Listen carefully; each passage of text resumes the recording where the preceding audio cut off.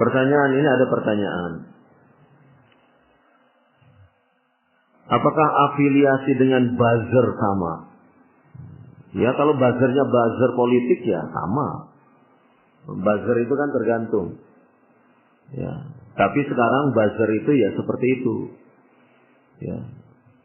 Kita jangan ikut-ikutan netizen. Netizen itu kan sebagian kaum muslimin, tetapi mereka ya tidak memiliki dasar agama yang kokoh. Ya jangan ikut-ikutan lah.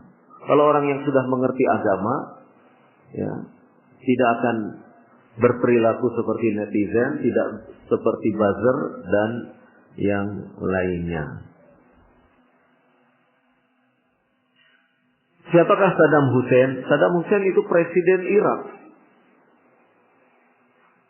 Dia mendapatkan kekuasaan melalui kudeta, penggulingan kekuasaan dengan cara kekerasan.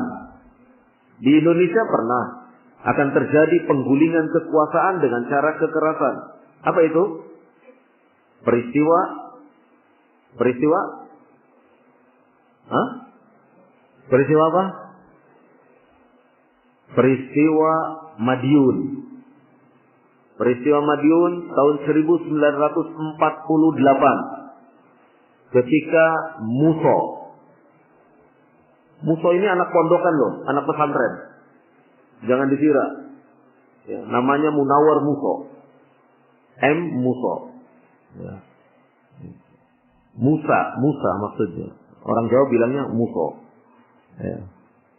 Jadi dia baru pulang dari negeri Soviet, dari Uni Soviet, sudah jadi komunis tulen. Dia pulang ke daerah asalnya di Jawa Timur. Kemudian dia menggerakkan pasukan di sana dan berusaha untuk menggulingkan kekuasaan yang sah. Tapi kemudian ya, angkatan bersenjata turun, ya, berjalan kaki dari Jogja, ya, nyebrang Gunung Lawu, ya, Tawangmangu, Sarangan, masuk ke Ngawi, masuk ke Madiun, bertempur di Madiun. Dan Musa mati dalam keadaan tertembak, tapi tidak ada orang yang tahu itu mukanya Musa. Itu peristiwa pertama. Peristiwa berikutnya tahun 1965. Tahun 1965 ketika PKI membunuh para jenderal TNI. Ya. Membunuh jenderal berapa? 7 pahlawan revolusi. Ya. Dibunuh dengan cara yang sadis. Ya, di lubang buaya. Itu nama, lubang buaya itu nama.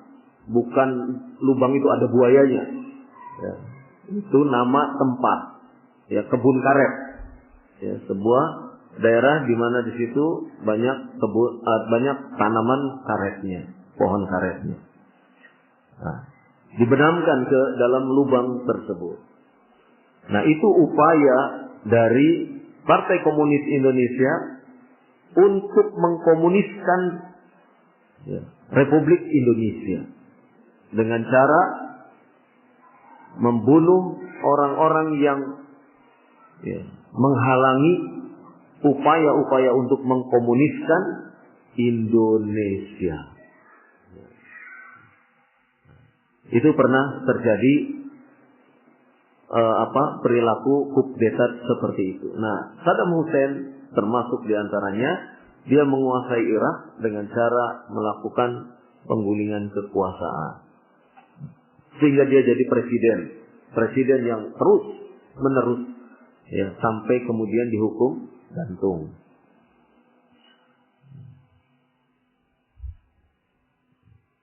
Terus mengalir ini. Nanti bisa sampai jam 10.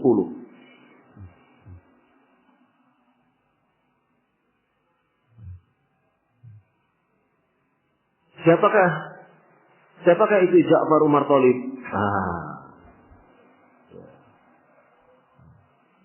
Silakan tanya ke anaknya. Dan apakah benar beliau yang membawa dakwah salafi ke Indonesia? Salah satunya beliau. Salah satunya. Ya, ketika beliau, ya hampir semua mungkin, hampir semua para dai yang sekarang asatidzah ini pernah bersama dengan beliau, pernah begitu. Jadi beliau sudah meninggal dunia. Yang sudah meninggal dunia kita tutup ceritanya.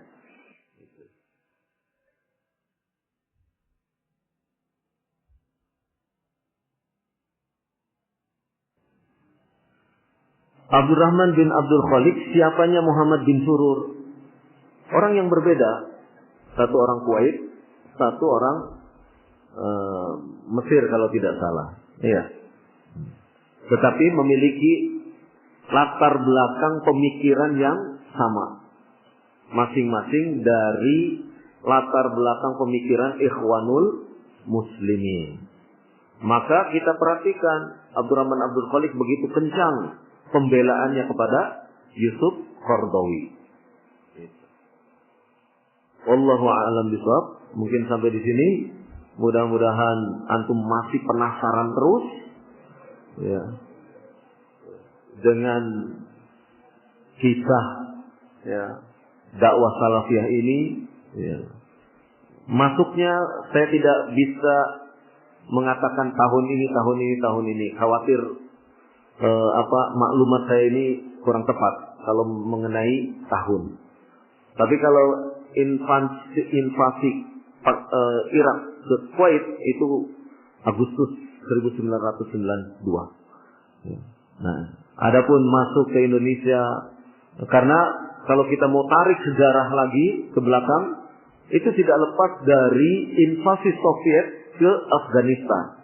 Karena banyak anak-anak muda Indonesia, aktivis-aktivis dakwah Indonesia yang kemudian mereka berangkat ke Afghanistan. Ya, mereka berangkat ke Afghanistan.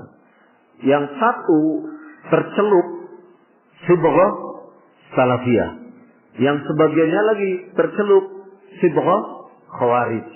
Maka yang khawarij kemudian berlabuh di Johor, Malaysia, di sebuah pondok pesantren namanya Luqmanul Hakim, yang di situ ada Abdullah Sungkar, ada Abu Bakar Ba'asyir, dan yang lain-lainnya. Ada Dr. Azhari, ada Imam Samudra, ada yang lain-lain. Tahu ya Imam Samudra ya? Kenal? Ketemu di mana? Nah, jadi itu. Yang kemudian mereka nanti kembali ke Indonesia melakukan gerakan-gerakan pengeboman. Ya, karena mereka sudah belajar di Afghanistan tentang bagaimana cara merakit bom, bagaimana menggunakan senjata organik dan seterusnya. Nah, yang berikutnya ada yang mendakwahkan salafiyah, seperti yang tadi disebutkan Ustaz Ja'far Umar Taulid. Itu kembali itu dari Afghanistan, kembali dari Pakistan, kemudian mengajar itu. Nah, lebihnya lagi setelah bertemu dengan Syekh Mukbil di Yaman. Itu. Semakin lagi dakwah salafiyah semakin bertambah bertambah penyebarannya. Nah, itu kurang lebih, mudah-mudahan bermanfaat. Ya, sedikit maklumat tentang kaleidoskop kisah masa lalu, yang itu tentu setidaknya dengan tadi kita mendapatkan kisah-kisah itu, kita bisa memetakan, oh dakwah, oh ada pesantren ini di sini, oh berarti itu tariknya ditarik ke atas Jum'iyah Ihya Turat. Oh ada pesantren di sini, ditarik ke atas, oh Jum'iyah Ihya Turat, dan seterusnya. Jadi kita bisa memetakan pondok pesantren ini ke sana, pondok pesantren ini bersama kita, dan seterusnya. Ya. Dan demikian juga para dai-nya. Wallahu a'lam bishawab. Subhanakallahumma wa bihamdik, Asyhadu an la ilaha illa anta astaghfiruka wa atubu ilaik. Wa sallallahu ala nabiyyina Muhammad wa ala alihi wa sahbihi ajma'in. Walhamdulillahi rabbil alamin.